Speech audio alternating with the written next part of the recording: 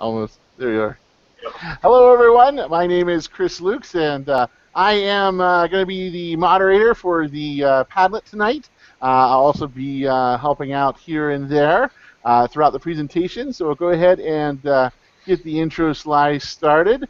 First of all, welcome to our last event of Connective Educator Month. It's been a fun month of October here for hashtag CE15. So feel free to check out that in social media. Also, we want to thank, this is a ISTE Games and Sims presentation, as well as ISTE Mobile Learning Network. Also, we're also doing a lot of this as part of the Metagame Book Club. It's coming up in November. As always, we thank our educators from the Notable Instructors Gaming Guild, who like to go ahead and help us out in a variety of our presentations. Our special guest tonight is Dr. P.J. Bennett. Go ahead and wave, P.J. He is the Colorado Community College System and the NANSLO Lab Director. We also have another guest who won't be waving to us, but he is from Parts Unknown, sixth grader and a Hearthstone player, BobSmith. Say hello, Bob. Hi. And of course, we have our moderator, Russell Brandon. Hello. So I'll go ahead and turn it over to Russell, and we'll talk about Hearthstone. All right. Hello. My name is Russell Brandon, and welcome to the insanely simple and deceptively fun Games and Simulations Hangout on Air about Hearthstone, the game. First off, for those of you who may not know what Hearthstone is the craze sweeping the nation and parts beyond the nation. A deck-building game created by Blizzard, themed in World of Warcraft, and it's become this hugely popular phenomenon. I would say it compares to the likes of Defense of the Ancients or League of Legends, StarCraft, WoW. The number of people that are playing this game is absolutely insane.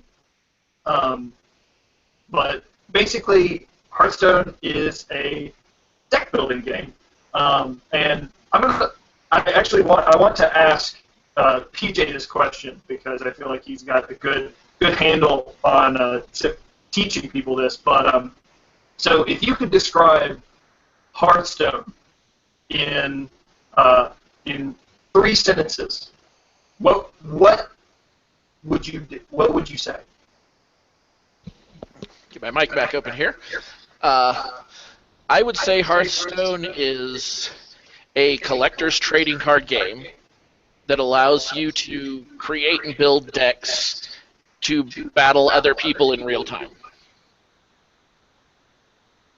All right. So it's for collectors. Yep.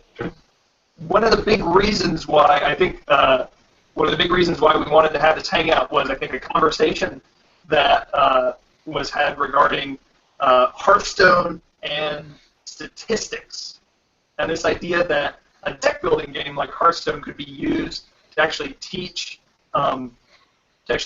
students and players of Hearthstone how statistics works. Now, at first glance, that seems like a bit of a stretch. So, what would you say to someone who might tell you, well, Hearthstone is not. Why you're not learning anything from Hearthstone? So we actually have. I think Chris is currently learning how to play Hearthstone as we cast this hangout. So what would you say to them, PJ? And then I want to ask a question of BobSmith right after that. Yeah, I would say that anything it can be used as a tool. It's a matter of how you integrate it and how you present the material. So at a basic level, you can start with simple questions like, what's the probability in the deck that you designed that you're going to draw a particular card? It's a pretty simple, straightforward question on the first draw, the second draw, the third draw. And then there's other aspects of the game where you start looking at things, well, okay, suppose you want to increase your probability of getting a particular card when you first start the game. What happens if you put 2 cards of the same in your deck, which is, of course, the limit of what you can have in any playable deck in Hearthstone. And then there are different classes of cards. So you have commons, rare, epics, and legendaries. And the appearance of those cards when you open packs is based on probabilities. So you could imagine situations in which you could have all the students set up an account, open the first couple of packs they get, record how many they give, share the data as a whole, and then try to calculate what the probability is that you get an epic or a legendary card on any given opening of a pack or any number of packs and things like that. So that's kind of that emphasis on that collector's component, the idea that you're, I mean, there are stakes to a degree. It's something that's important to you because you want these low probability cards, but also acknowledging that you understand there's a low probability that they'll appear. Right. And within Hearthstone, you also are allowed to craft cards. So when you get cards that you don't need or you have excess of, you can disenchant them for what's called dust. And once you collect enough dust, you can make given types of cards. So you can also then have this come up with the issues of, based on the probability of certain cards occurring, how many packs do you have to open to get enough dust to create, say, an epic card? And all of that works out as statistics because you know your standard pack has 1 rare and 4 commons. That works out to 40 dust. But what happens now if you get an epic? What's the likelihood that you're going to get an epic? If you're opening more than 1 pack, you can start working out the probabilities of how many packs do I have to open, and I'll get epics and I'll get rares and I'll get multiples, and this allows me to build up dust. Okay, and that makes me immediately think of a lot of other collector's cards games. I wanted to ask BobSmith a question regarding his experience with Hearthstone as well as other card games. So, BobSmith. Yeah? You play Hearthstone, correct? Yeah. Okay. Do you play any other sorts of card games or anything like that? I used to play Magic and Pokemon. Okay. Do you still play those a lot? I play Magic every now and then, but I've stopped playing Pokemon. Okay.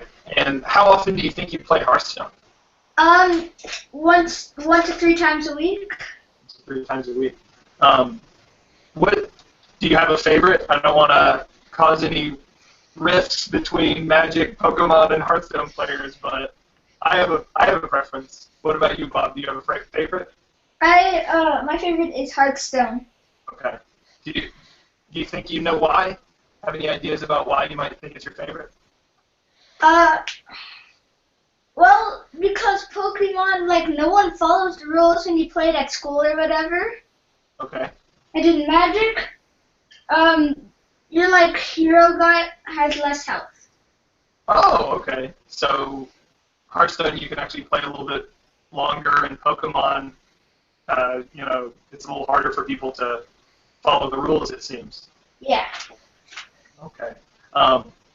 And BobSmith brought up some really good points about a lot of other collector's card games that exist, and what he was talking about kind of drives home that whole, the deceptively simple, I keep forgetting what that deceptively simple, insanely fun component of Hearthstone is that it really does. I've called it Magic Light on several occasions, just because it does. A basic mechanic of Hearthstone, for those of you who might not have played, is you have Chris's screen is showing, you have a character, a hero, and you are basically throwing minions, you're summoning minions onto the board and casting spells in order to reduce your opponent's health to 0. And you can do things like summon a minion and then attack with that minion. You can cast a spell at the other hero, and you can also cast a small hero power that you can use. And you cast all these things with what's called mana. And PJ touched on that slightly before with down at the bottom of the screen, you basically start out with 1 mana, and every turn that ramps up. And I wanted to go into that a little bit more with PJ, specifically thinking about that statistical component. So there's this mechanic where every turn your mana increases. And there's this thing, there's the Hearthstone term, I guess, is the mana curve, and it's used in Magic as well. And so thinking about that, that's something that really drives how you design a deck. What other oh, and there's a question we can answer really quick. Hearthstone is completely free. The question is Hearthstone free? What software operating system is required, and what age it's best suited for? I would say, well, BobSmith's playing it, and it's appropriate for WoW players of any level. I would say if you can understand the mechanics of the game, then you can play it, right? Would you guys say that? Yep. Yeah. Yeah. Cool. Okay, so thinking about that mana curve, what other sorts of, because that's something that goes even further than kind of that probabilistic part, that of getting cards and opening packs. Can you think of any other features of Hearthstone that might get students a little bit deeper into the real nitty-gritty of, oh, well, this is how I design my deck sort of questions? Right. There's a lot of, so there's a couple of different ways that you can play Hearthstone. There's what's called constructed. There is arena. There is now the new Tavern Brawl that came out not too long ago. And then there's a couple of adventure games that have been added into it. And one thing to think about within constructed is often referred to as the attempt to reduce the randomness of the game. So you're designing a deck in such a way that it gives you control, or as much control as possible, over what's happening on the board and in your interactions with that, as opposed to just allowing random events to happen. You could imagine that, for instance, you could just say, every time I start up the game automatically grabs 30 cards out of my collection and creates a deck for me. And that's what I'm going to play. That would be, completely and totally random. But in this particular case, you start adding in things. It's like, okay, so early on, and that also has to do with play styles. There's several different ways that people can play decks. The two, what I would say, extreme methods are what's called aggressive or aggro, and control, where aggressive aggro decks are designed to just run down the opponent's hero as fast as possible, do as much damage to the hero in as short a period of time, and those decks have a tendency of focusing on low-cost minions, so you can dump lots and lots of cards out on your deck as you start building up mana. Yeah. Whereas the idea of control is to eliminate your opponent's minions out on the board until you reach a state where you can control the board completely. You can determine what happens out there, and then going after the opponent's health. And those deck designs are very, very different. The ultimate, what I would say the ultimate considered control deck is what's called warrior control. And that's actually the most, if you were to measure it in the amount of dust or gold it would cost to build that deck, that's actually the most expensive deck in the entire game right now. Oh, so just in general, resource-wise, that would cost you the most. Yeah, it has lots of legendaries and lots of high-cost cards in it as far as mana go. So, in terms of, we can look at it from the perspective of kind of a professional player. So someone who is talking about mana curves, card synergies, or complaining about RNG or praising it, random number generation. If you ever want a good laugh, just search Hearthstone RNG funny plays.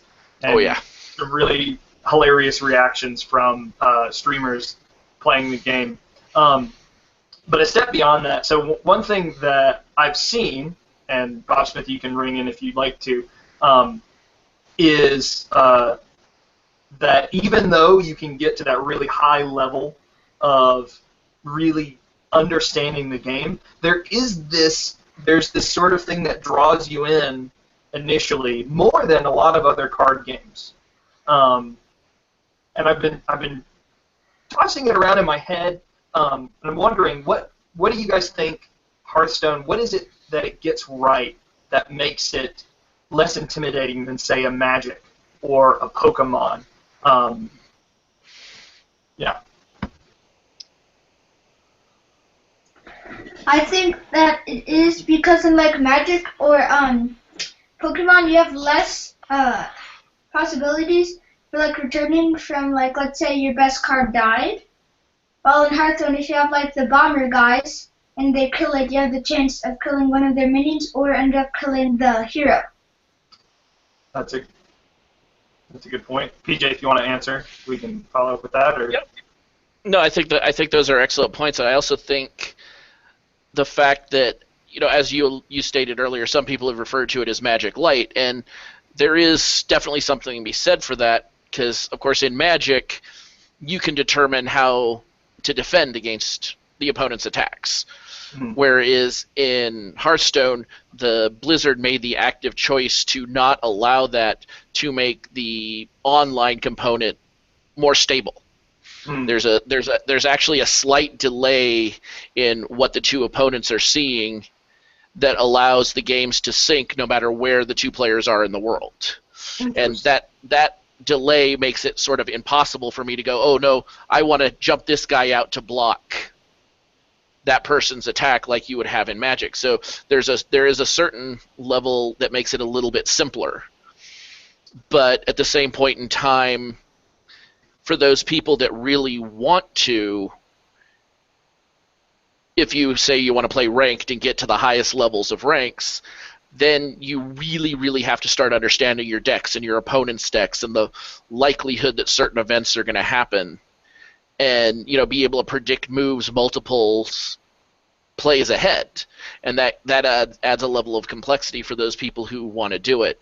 I think the other advantage that this has is you're able to play it quick, essentially.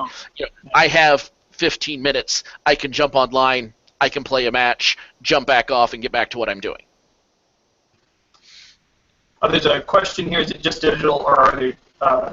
Is it just digital, or are there physical cards too? I have no doubt that Blizzard's probably cashed in on some sort of physical cards, but since it is so much easier to play on any device, essentially Android, iOS, PC, Mac, then they haven't really focused on doing those. There are actually some really interesting, what are they called?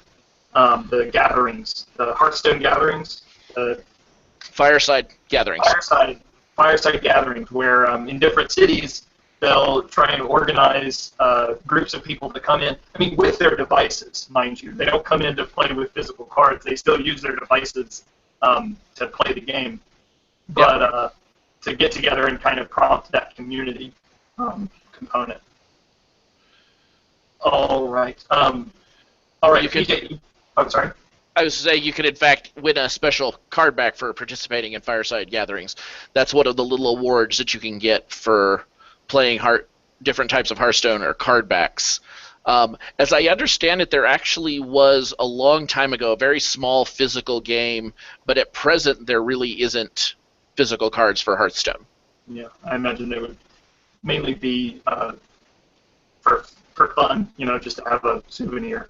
And there's an interesting thing also, considering the cost of games like these. Since it is completely free, it is definitely one of those in the realm of casual games, in the sense that the way it's designed, you technically don't have to pay any money to get most of the cards, because you can earn in-game gold to actually purchase card decks and or card bags, I can't think of packs. the word, packs, to buy card packs, as well as participate in the arena, except for those expansions that they have, those adventures that PJ brought up earlier, which that's how you get some of the more special cards. Yeah, you probably want to talk a little bit more about the freemium component to it, where it really is free to play, but they do tempt you with different deals for heroes and Yes. various other specialty cards. So that way, PJ, you were throwing out some numbers there earlier before we started. So what do they make a day? They make $20 million a month off of Hearthstone.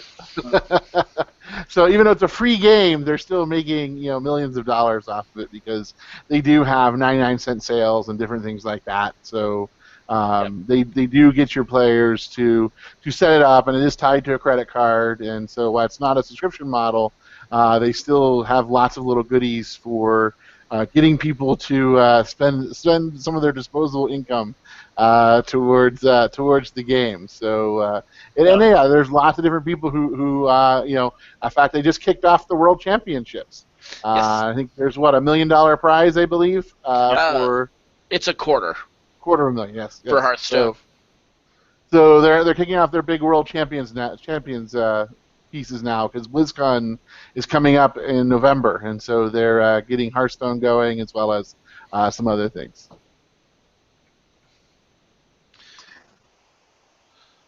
Excuse me. Let's see.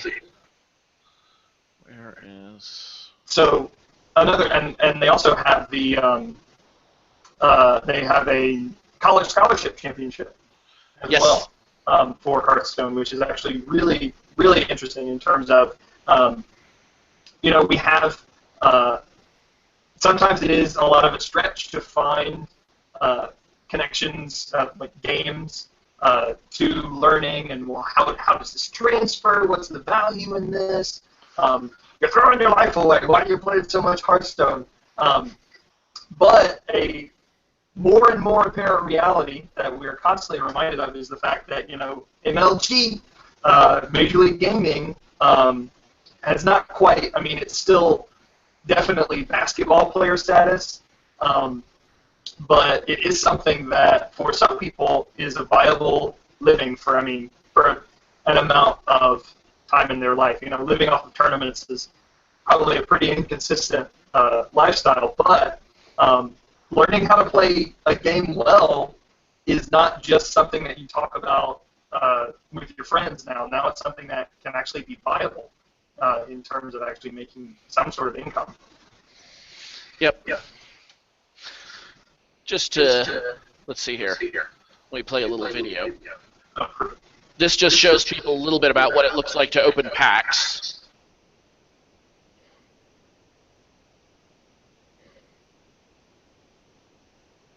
And that's definitely something I think that Hearthstone does a good. I mean, they make it kind of this visceral. They take advantage of the fact that it is it's a digital game. They really want you to feel the pack opening. It's exploding, and look at all these great things.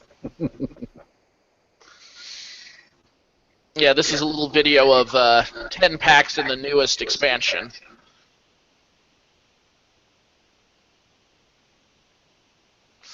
And you can see as you go over, if you hover over the cards before you expose them, they'll flash a color, and those colors indicate what the card is. If it's a rare, an epic, or a legendary. There's not a legendary in this batch. And then there's golden cards, which are very similar to the old holographic cards that you used to have with the physical trading card games, in that the golden cards actually have live animations in them. Oh yeah, those are your shinies. You want those. Real quick question, BobSmith. What's your favorite Hearthstone card? Well, I haven't seen many cards, so at the moment I don't exactly have one. Mm-hmm. But one I like is the Mad Scientist for Mage, or Priest, Paladin. Because when it dies, it puts down a secret from your deck that can help you a lot. That's a great, that's a good card. That's a fun card to see played as well. And I have a question for PJ. When you open a pack, do you always get like an epic card in it, or is it only by chance? Epics are by chance. Every single card will have at least one rare, but epics come along as a probability after that, the same as legendaries. Okay.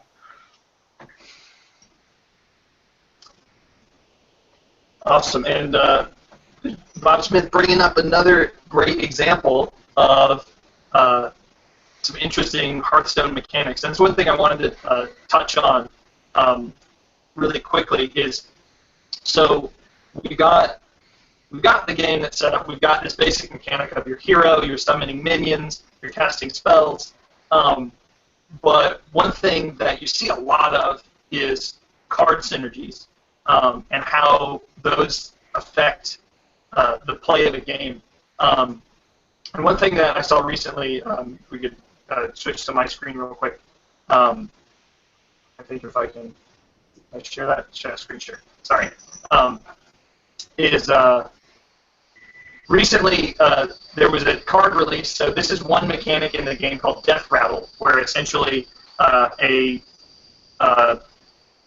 card, when it dies, it activates an ability. And so the card that BobSmith was talking about, the Death Rattle of that card is that when it dies, a secret comes from your deck and it gets played, and secrets get activated different ways. But this is a card called Dreadseed that whenever it dies, it respawns itself. And one really interesting thing is that these two players decided that they would create a deck that leveraged two different mechanics, which are basically this Dreadseed being able to respawn, and this other card here, that's a legendary-looking card, the crazy-looking dragon card. What that does is it activates your Death Rattle twice. So every time a Dreadseed dies, another one is spawned. And we'll see here in a moment. I'm going to zip forward. The other player has now played a card called Knife Juggler. And what Knife Juggler does is every time you summon a minion, Knife Juggler does 1 damage to a random minion or hero. And so what these guys end up doing is, either it's about to happen, they set up basically a time loop of Knife Jugglers and Dreadseeds, where, the video goes on for 15 minutes from here, where you have Dreadseeds dying, being resummoned, activating Knife Jugglers, and then killing other Dreadseeds, attacking them, and just it goes on for a very, very long time. You can see they're just still going. Still going. And eventually, and the reason why I wanted to bring this up is because eventually the Dreadseeds and the Knife Jugglers die due to that random number generation that occurs. And so one thing that I really like, you see these really awesome synergies that players create. And just open question for BobSmith and PJ, maybe if you have an idea about what's your favorite team up between two cards, and specifically for you, PJ, how do you think that a lot of these these crazy circumstances that players can create, how do you think that could be pushed into maybe a learning environment?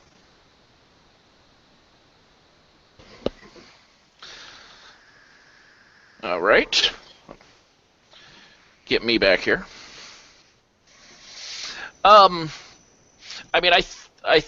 What would be my favorite one here? It's still going over here, just to let you guys know. Yeah. Dreadseed has been a very interesting card. I actually didn't think it was going to be all that great when I first saw it, until I lost the first 5 games I faced to it with.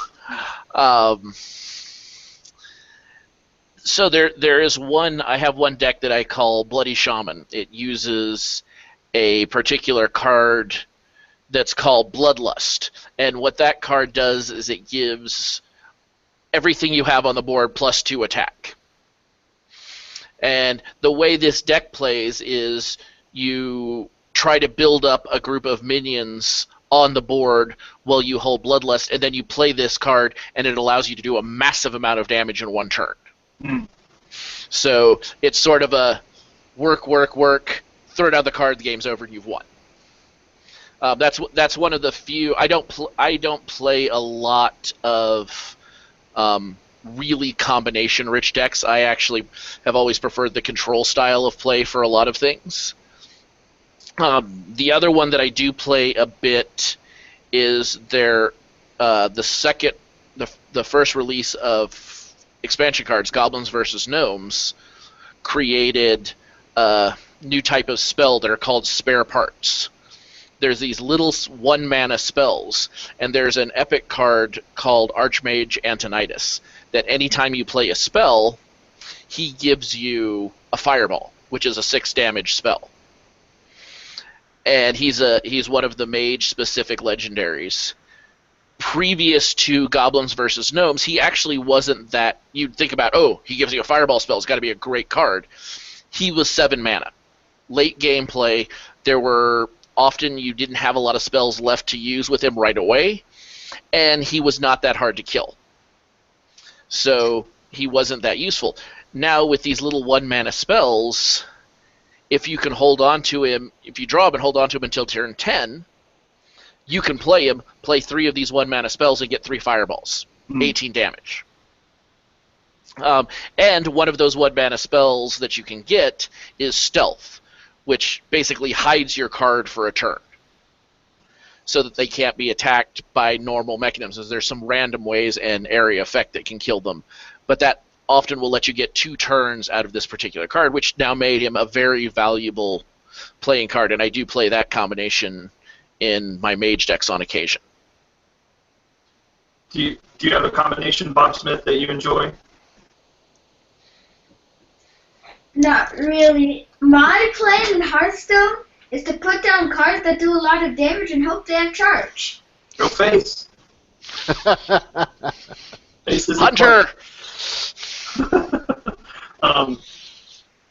That's another perfectly legitimate strategy. Yes. There's actually a character that focuses more on damaging the hero, and they're called face hunters, because the hunter's hero power specifically targets the hero.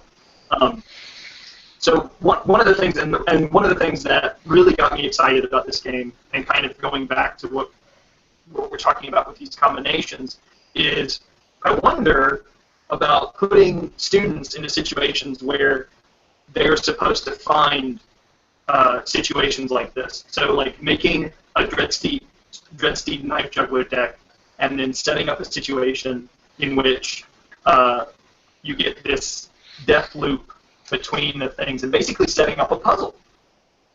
Mm-hmm.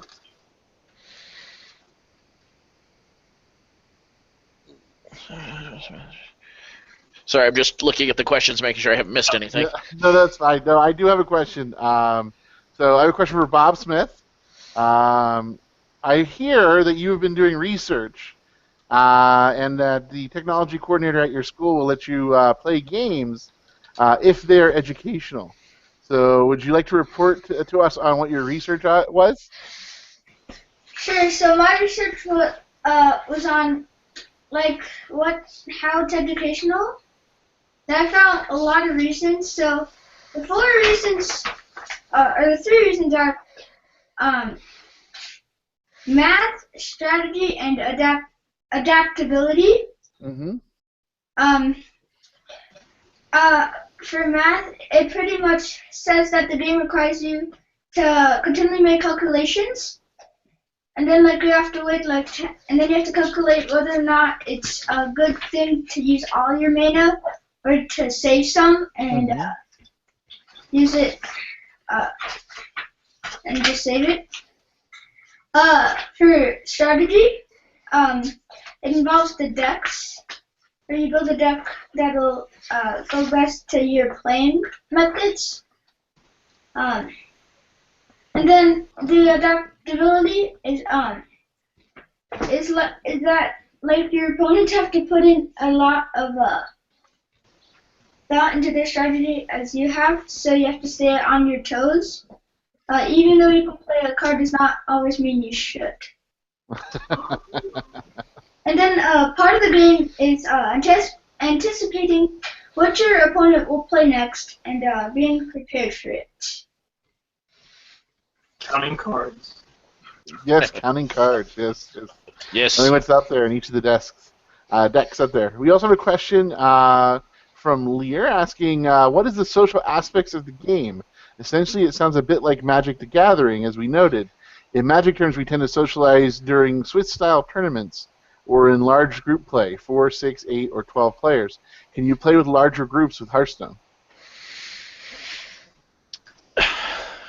Well, you can play games together, but certainly, the only way the game's designed is one-on-one games. And we mentioned it briefly before, the Fireside Gatherings that are focused on kind of bringing people who play together in a physical space would be maybe the social aspect of that. That and just in general, the digital presence of a lot of, it's a very streamable game in the sense that it's not, if you're playing, you can kind of converse, and so you have these really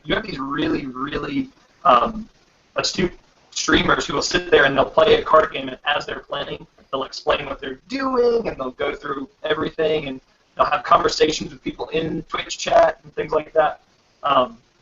So it's there's more of it's more of a meta structure for the social aspect of it.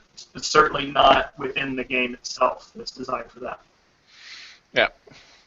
There have been some rumors that at some point in the future we're actually going to get a built-in tournament mode. Oh, cool. We don't actually have it yet, but it has been a huge request of the community, and some of the developers have started to say, we're looking into how we could make that work. Cool. We're suspecting it would be something like there'd be, right at the front here we have these 4 buttons that are the different play styles that you have, and they probably add in a 5th button that would let you sort of run ad hoc tournaments, maybe with a buy-in similar to Arena, where in order to play Arena you either pay $1.99 or 150 gold. Okay. And something like that. There's also been rumors of 2 versus 2. Oh. But they claim that would be harder to do, so I don't think it's quite as likely. Yeah, and that would be a good, second step in general, and just kind of shifting the mechanics. And somebody, Tiny made a comment about how getting students to design games using Hearthstone as a model. I think that's one of the biggest. And just going back to the whole idea that games are legit now. You can be a gamer and really be successful and understand how games work and design them yourself. I think Hearthstone does a great job of introducing people who might otherwise play predominantly digital games to card games. And card games are a great way to start thinking about how creating a deck and then using these maybe 6 or 7 mechanics can create this just explosion of different interactions and all these different things that you can do. And so Tanya was bringing up how you could do anything from teaching chemical compounds to historic figures. I don't know, maybe that would be crazy. Maybe if you're a noble gas, you have a mechanic that activates whenever you play noble gas, or that's a good idea. This is Kay. I'm just jumping in. So, like a mad scientist deck. Yeah. And there's some good physical cards that are actually open for the public domain that you could even do. So I think that's something we could think about. But I just wanted to make sure, if you guys can see my screen, I pulled up the Hearthstone Gatherings. Oh, awesome. When I'm looking through this, there does seem to be some correlation between where they are and whether or not there are known college campuses in those cities. Okay? That's about what I'd have to say. And based on this, I think for ISTE in Denver, I know we're packing lots of events, but it seems like we should get a beginner's Hearthstone gathering. Like one of the times that either we can't get scheduled, or it's a morning, or like one of the additional evenings. Here's a list of. It's not like there's millions of them, but there's more than enough. Yeah, that sounds like a great idea. Or maybe even say, hey, we're a bunch of educators that like Hearthstone. Blizzard, sponsor our Fireside Gathering. Maybe we could even get Blizzard to send us some Fireside Gathering pins. Ah! Right. Ribbons. People love ribbons. And PJ, didn't you mention something about college students playing Hearthstone at some point? Yes, they have college tournaments that students can win, and if they win them, go all the way up to the final ends, they can get money towards tuition. But it still could be a co-curricular event, right? Mm-hmm. The thing of it is, PJ, I don't think we properly introduced you, because when we saw you on the screen, we saw lots of wires hanging around. So you're a director of a certain type of lab. What kind of lab would that be? Yes, the lab that I run is called NANSLO, which stands for North American Network of Science Labs Online.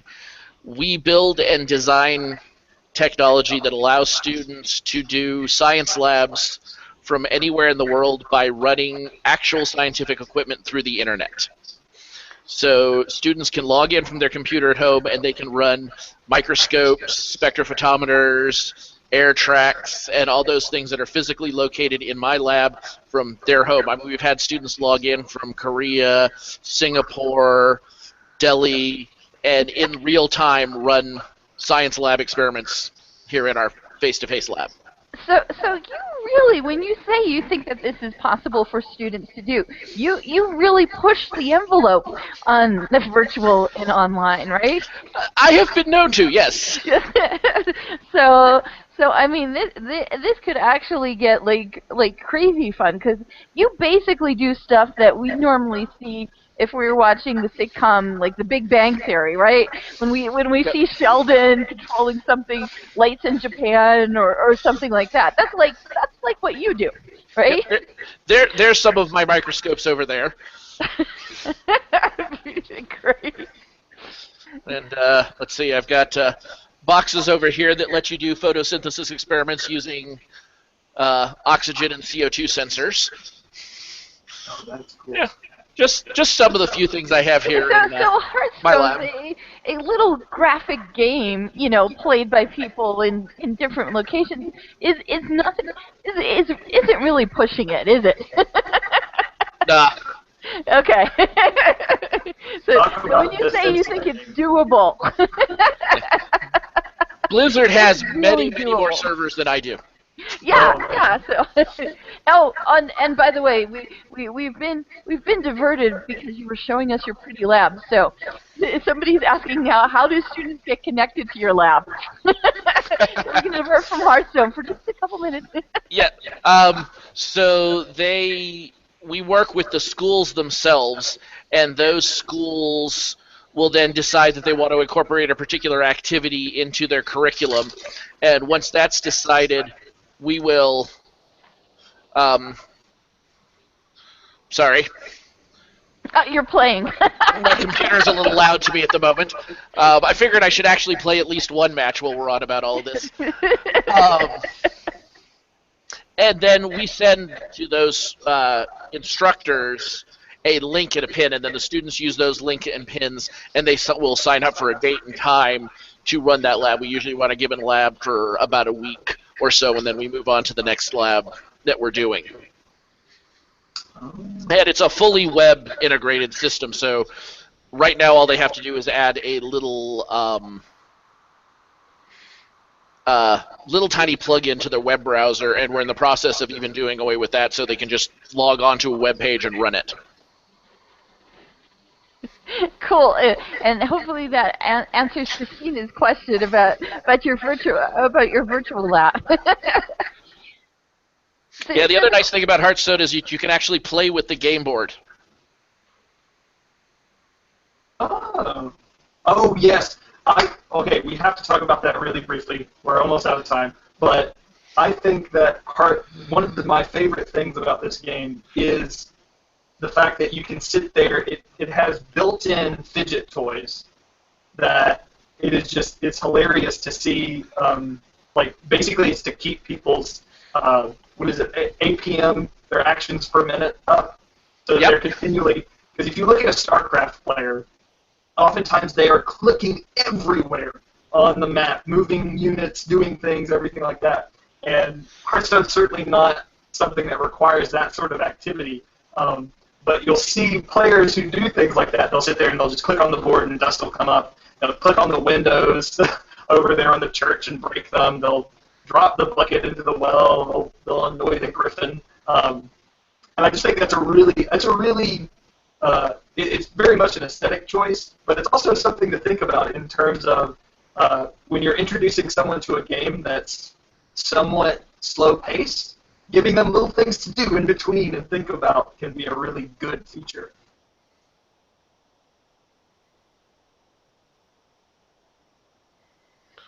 And so I do have a question for PJ as well. So how would you use Hearthstone to teach statistics or quantitative reasoning as you play your cards?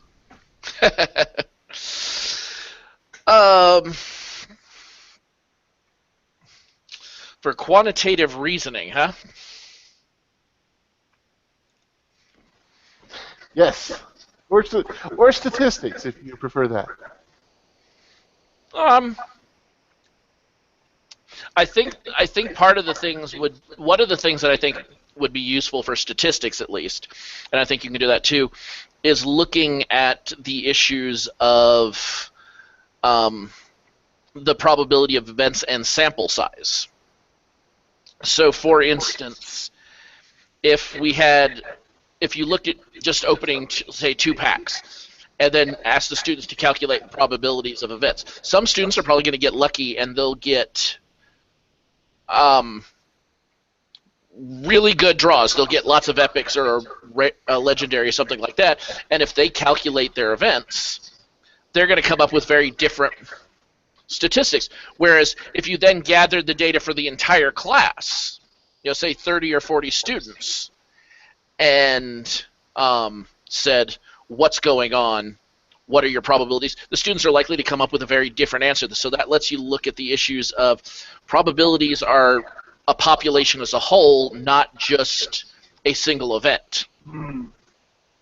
And how looking at additional populations and additional sample size can change your results. Oh, man, sample sizes are things that I never appreciate sample sizes enough. And that was certainly something, because I made a joke about counting cards earlier, but oftentimes you think about it, if you're counting cards, you're thinking about 2 separate populations and the likelihood that you'll see one person versus another. It's card, they're not people. Anthropomorphizing this game too much. Well, I think the other thing you see a bit of is that it'd be interesting to see as these championships progress and as Blizzard starts putting in more resources into Hearthstone, if you start seeing a player database show up, something along the lines of some of the add-ons that World of Warcraft already has, like Ask Mr. Robot, where you start seeing them pulling out data sets and looking at player propensity to play certain cards. And because I can just see how having an add-on or getting some APIs to throw into Hearthstone as you're seeing different players play. Because the other thing about Hearthstone is that it is 1v1, but the thing about it is that you're also seeing each other's BattleNet tags. So it's not like an anonymous person is coming in; they're creating a BattleNet tag. And most people pretty much stick with one BattleNet tag, though I wouldn't put it past some of the more ambitious and highly competitive players to play under pseudonyms. And keep their main playing one pristine, and then having a bunch of pseudonyms to work out strategies with. What's the term for that? Like a twink? Yeah. So twink is a lower level character that you give lots of really good gear to. But I could see some people playing around with that piece. But yeah, I mean, I could easily see that them pulling in add-ons eventually, where you start seeing, the statistic portion being brought more to the forefront, where it says, here are the percentage of cards left, and someone creating a, basically creating an easy database to go through that. Actually, oh no, he was defeated. We distracted PJ. That's okay. I actually just had a really bad start. Probabilities, I didn't draw good cards to start with. I was gonna say when we had Steve Getter doing EVE Online with us, we distracted him so his ship almost got destroyed.